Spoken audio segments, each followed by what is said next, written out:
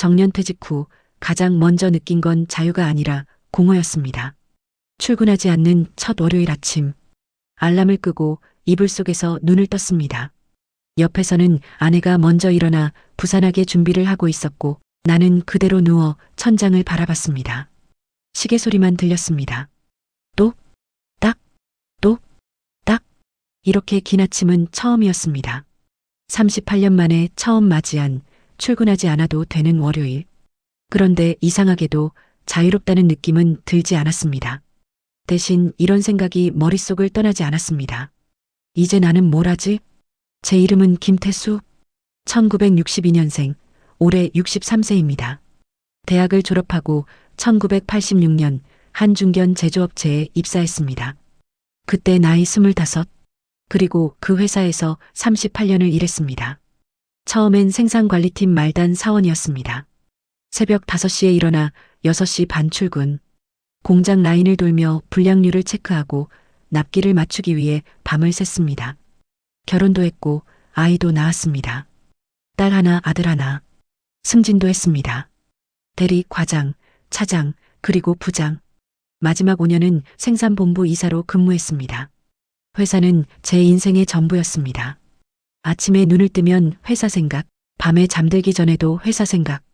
휴대폰은 하루 종일 울렸습니다. 이사님, 라인 이번에 문제 생겼습니다. 이사님, 내일 회의 자료 준비 부탁드립니다. 이사님, 긴급 보고 드려야 할 게 있습니다. 이사님, 그 호칭이 익숙했습니다. 그 호칭 속에서 나는 김태수가 아니라 생산본부 이사였습니다. 그리고 그게 내 정체성의 전부였습니다. 2024년 12월 31일, 정년퇴직 날짜가 다가왔습니다. 회사에서는 작은 송별회를 열어줬습니다. 후배들이 꽃다발을 건넸고 인사말을 했습니다. 이사님, 그동안 고생 많으셨습니다. 이제 편히 쉬시면서 여행도 다니시고 좋은 시간 보내세요. 박수 소리가 울렸습니다. 나는 웃으며 고개를 숙였습니다. 고맙습니다. 여러분 덕분에 잘 마무리할 수 있었습니다. 그렇게 말했지만 속으로는 이상한 기분이 들었습니다. 편히 쉬라는 말이 왜 이렇게 공허하게 들릴까요? 퇴직금을 받았습니다. 적지 않은 금액이었습니다. 은행 계좌에 숫자가 찍혔습니다. 하지만 그 숫자가 위로가 되지 않았습니다. 회사 정문을 나서는 순간 뒤돌아봤습니다. 38년. 제 청춘이, 제 중년이, 제 모든 시간이 저 건물 안에 있었습니다. 그런데 이제 저 문은 내가 들어갈 수 없는 곳이 되었습니다. 집으로 돌아왔습니다. 아내가 저녁을 준비하고 있었습니다. 고생했어요. 이제 좀 쉬어요. 나는 고개를 끄덕였습니다. 하지만 쉰다는 게 뭔지 사실 몰랐습니다. 38년간 생산 관리를 해왔습니다. 불량률을 줄이고 납기를 맞추고 팀원들을 이끌었습니다. 위기도 많았습니다. 2008년 금융위기 때는 구조조정 직전까지 갔습니다. 그때 제가 제안한 공정 개선안이 회사를 살렸습니다. 2015년 대형 납품 사고가 터졌을 때도 제가 현장을 수습했습니다. 밤을 새워 라인을 복구하고 고객사에 직접 찾아가 사과했습니다. 저는 책임감 있는 사람이었습니다. 제가 맡은 일은 끝까지 해냈습니다. 후배들도 저를 믿었고 회사도 저를 신뢰했습니다. 그런 제가 이제 아무것도 아닌 사람이 된 기분이었습니다. 퇴직 후 첫 주, 월요일부터 금요일까지 하루가 정말 길었습니다. 아침 7시에 눈을 뜹니다. 습관적으로 일어나지만 갈 곳이 없습니다. 아내는 출근 준비를 합니다. 아직 정년이 아니니까요. 아내는 병원에서 간호사로 일합니다. 오늘 저녁 늦을 것 같아요. 점심은 냉장고에 있으니까 데워 드세요. 나는 고개를 끄덕입니다. 그리고 혼자 남습니다. 텔레비전을 켭니다. 아침 뉴스가 나옵니다. 경제 뉴스, 정치 뉴스.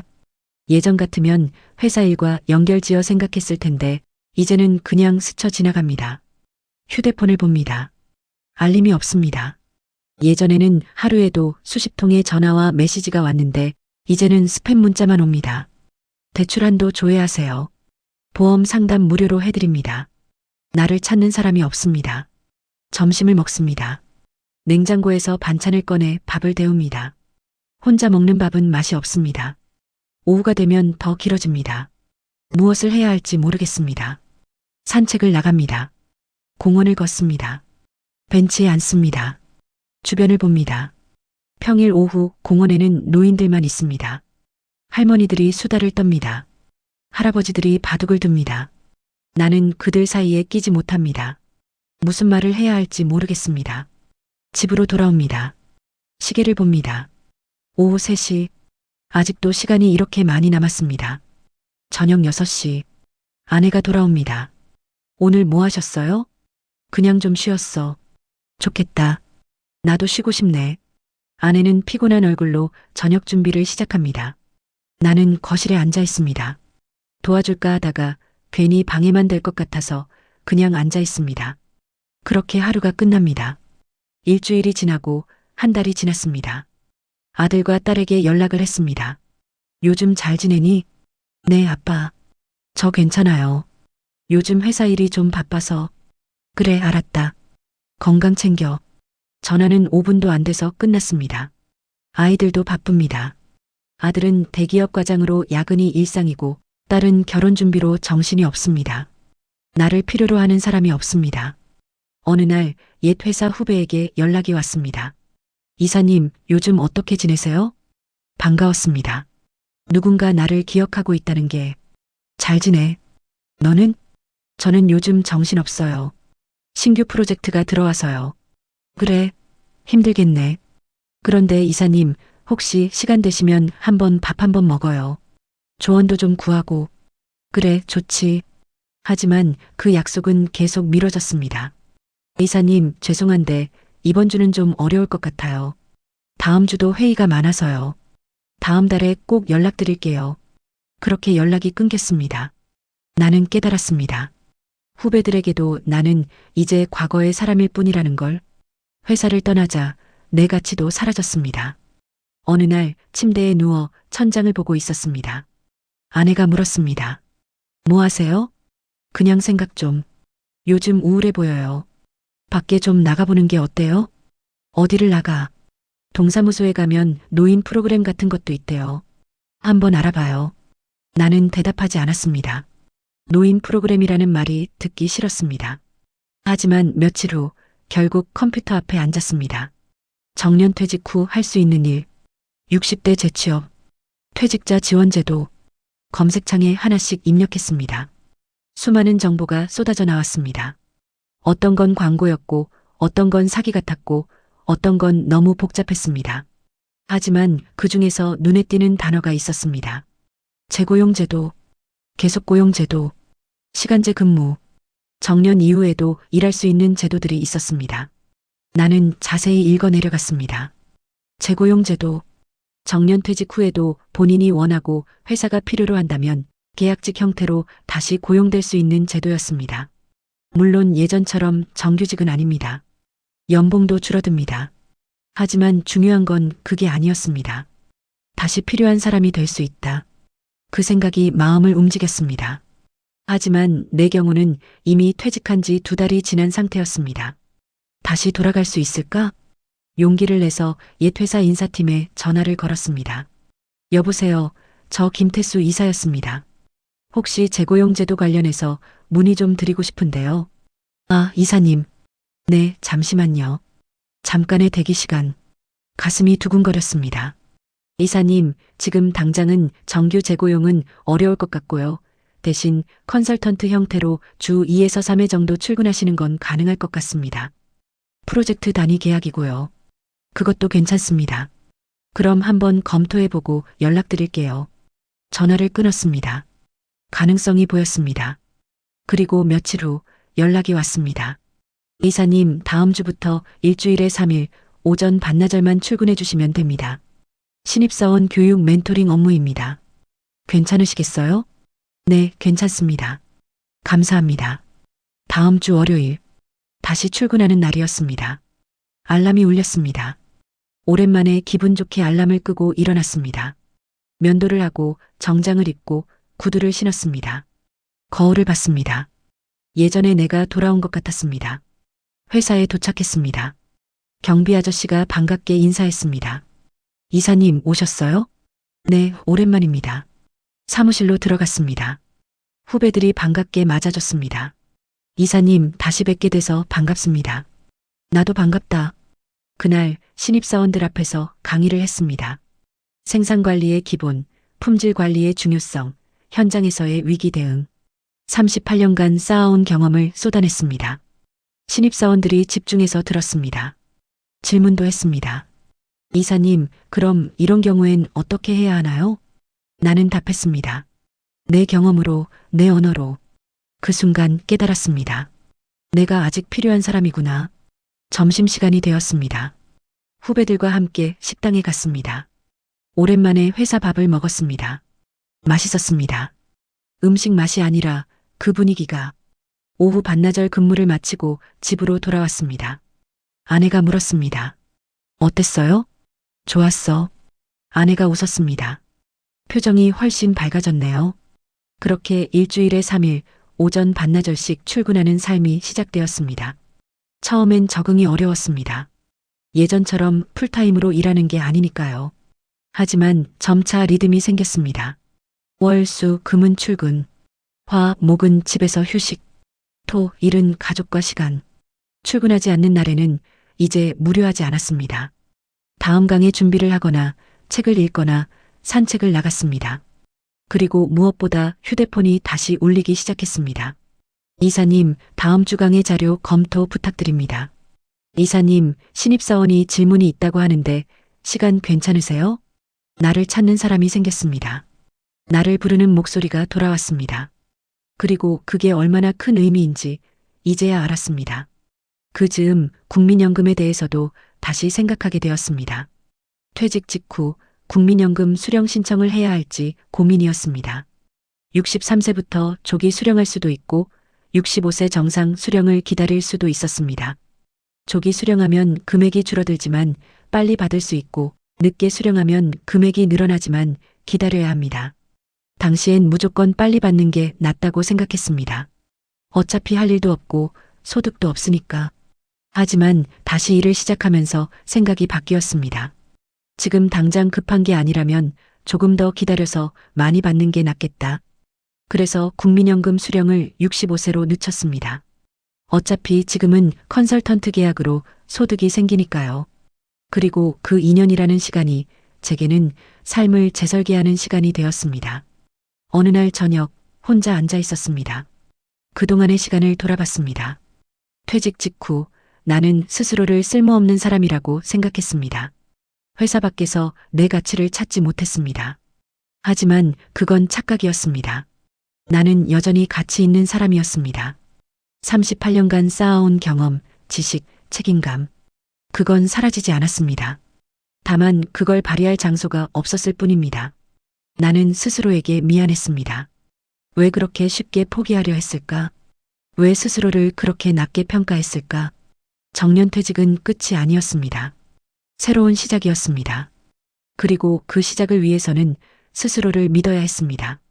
6개월이 지났습니다. 이제 하루하루가 달라졌습니다. 월요일 아침 알람이 울립니다. 습관적으로 일어나지만 이제는 기분이 좋습니다. 출근 준비를 하고 회사로 향합니다. 지하철 안. 사람들 틈에서 나도 그들과 함께 움직입니다. 회사에 도착하면 신입사원들이 기다립니다. 이사님, 안녕하세요. 그래, 오늘도 열심히 배워보자. 강의를 하고 점심을 먹고 오후엔 개별 상담을 합니다. 퇴근길. 집으로 돌아오는 길이 가볍습니다. 집에 들어서면 아내가 맞아줍니다. 오늘 어땠어요? 괜찮았어. 신입사원 중에 눈에 띄는 애가 있더라고. 그래요? 잘 됐네요. 저녁을 먹고 텔레비전을 봅니다. 뉴스를 보면서 회사 이야기를 합니다. 요즘 업계 트렌드가 이렇게 변하고 있대. 그래요? 당신도 계속 공부하네요. 그래야지. 신입사원들한테 뒤처질 순 없잖아. 웃음이 나옵니다. 화요일, 목요일은 집에서 쉽니다. 하지만 이제는 무료하지 않습니다. 다음 강의 자료를 준비하거나 관련 서적을 읽거나 산책을 나가며 생각을 정리합니다. 가끔 친구를 만납니다. 골프도 칩니다. 주말에는 가족과 시간을 보냅니다. 아들이 찾아올 때도 있고 딸과 통화할 때도 있습니다. 아빠, 요즘 괜찮으세요? 응, 요즘 좋다. 다시 일하고 있어. 정말요? 잘하셨네요. 자식들도 안심하는 것 같았습니다. 지금 생각해보면 퇴직 직후의 그 시간이 가장 힘들었습니다. 소득을 잃은 것도 두려웠지만 더 큰 문제는 존재감의 상실이었습니다. 나를 부르는 목소리가 사라졌을 때 나는 투명 인간이 된 기분이었습니다. 하지만 깨달았습니다. 정년퇴직은 끝이 아니라는 것을, 오히려 새로운 방식으로 삶을 설계할 수 있는 기회라는 것을. 재고용제도, 계속고용제도, 시간제 근무, 이런 제도들은 단순히 소득을 보충하는 수단이 아닙니다. 그것은 존재의 증명입니다. 내가 여전히 필요한 사람이라는 것, 내 경험과 지식이 가치 있다는 것, 나를 찾는 사람이 있다는 것, 그 확인이 저를 다시 살아있게 만들었습니다. 물론 모든 사람이 재고용될 수 있는 건 아닙니다. 회사 사정도 있고 개인 사정도 있습니다. 하지만 중요한 건 시간을 설계한다는 마음가짐입니다. 퇴직 후에도 삶은 계속됩니다. 하루는 여전히 24시간이고 우리에게는 여전히 해야 할 일이 있습니다. 그것이 회사 일이든 봉사활동이든 취미든 학습이든 무엇이든 좋습니다. 중요한 건 나를 필요로 하는 곳을 찾는 것입니다. 시간은 흐릅니다. 그 시간을 어떻게 채우느냐는 우리에게 달려 있습니다. 저는 다시 출근하는 삶을 선택했습니다. 그것이 제게 맞는 방식이었으니까요. 여러분에게도 여러분만의 방식이 있을 것입니다. 포기하지 마세요. 스스로를 무가치하게 여기지 마세요. 여러분은 여전히 가치 있는 사람입니다. 여러분을 필요로 하는 곳은 분명히 있습니다. 그곳을 찾는 시간이 조금 걸릴 뿐입니다. 지금 저는 행복합니다. 월, 수, 금 오전엔 회사에서 강의를 하고 나머지 시간엔 제 삶을 즐깁니다. 국민연금은 2년 후에 받을 예정입니다. 그때쯤이면 컨설턴트 계약도 정리하고 진짜 제2의 인생을 시작할 생각입니다. 그때는 여행도 가고 싶고 손자도 돌보고 싶고 평생 미뤄뒀던 취미도 시작하고 싶습니다. 하지만 그건 그때의 일입니다. 지금은 오늘을 살아갑니다. 하루하루 의미 있게. 출근하지 않는 월요일이 두려웠던 남자는 이제 다시 월요일이 기다려지는 사람이 되었습니다. 정년 이후의 삶. 그것은 끝이 아니라 시작입니다. 소득보다 중요한 건 존재감입니다. 나를 부르는 목소리, 나를 필요로 하는 자리. 그것이 우리를 살아있게 만듭니다. 재고용제도, 계속고용, 시간제 근무. 이런 제도들을 단순한 소득 보충 수단으로만 보지 마세요. 그것은 삶의 리듬을 되찾는 방법입니다. 국민연금 수령 시점도 신중하게 선택하세요. 당장의 필요보다 앞으로의 설계를 먼저 생각하세요. 그리고 무엇보다 스스로를 포기하지 마세요. 여러분은 여전히 가치 있는 사람입니다. 하루가 길다고 느껴질 때 그건 시간이 남아서가 아니라 채울 것이 없어서입니다. 무언가로 그 시간을 채우세요. 그러면 하루는 다시 의미 있어집니다. 여러분은 정년 이후의 삶을 어떻게 준비하고 계신가요? 혹은 이미 퇴직하신 분들은 어떻게 하루를 보내고 계신가요?